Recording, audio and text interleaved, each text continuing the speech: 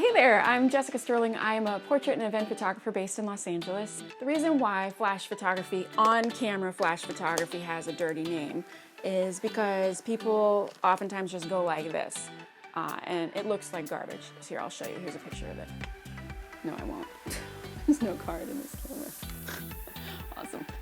You know, some things that people say about flash in general, they're so biased. They're scared of it, they think it looks ugly, it's difficult to master, supposedly, and so they don't do it. So they only do natural light photography, and natural light is fantastic, but sometimes it's raining outside. There's so many reasons why you want to be able to control the light in any situation. And that's what flash photography gives you. You know, light is made out of photons, right? It doesn't matter where those photons come from. It does matter, though, the size of the light source and the direction that the light is shining. If you have a large light source, it's usually more flattering than a tiny one. And also the distance of a light source. Like the sun is a huge light source, but it's really far away. It's shining down.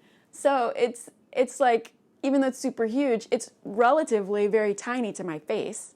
And so it's very like hard shadows. But if you have a large light source, like if the sun was like right here, it would be a beautiful light source, although you'd be fried. There's all kinds of stuff that you can do to make the light less like, "Urgh." You can point it up, you can flip up this little card thing, which sort of bounces light in and down.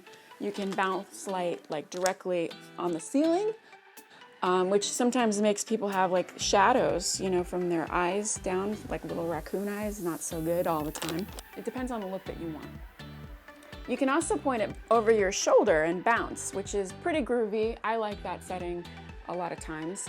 But the problem with that is then when you want to go vertical to take a portrait, then you're shooting and it's bouncing off the wall over there. So that's not so good.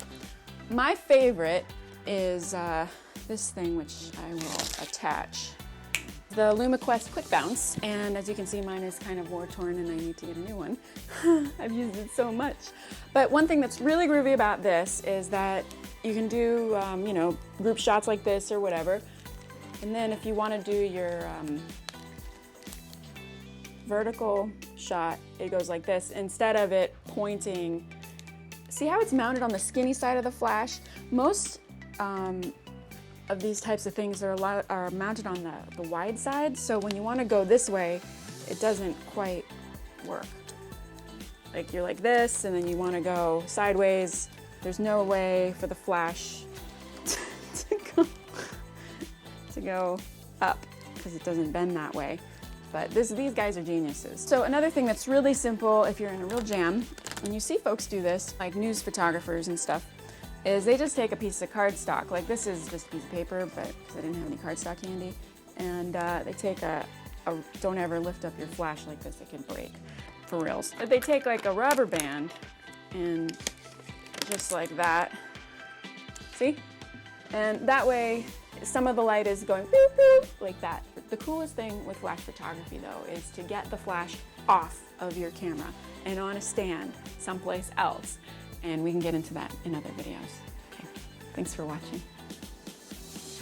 Be sure to click below, like, subscribe. If you have any questions, make sure you let me know in the comments. Thanks for watching.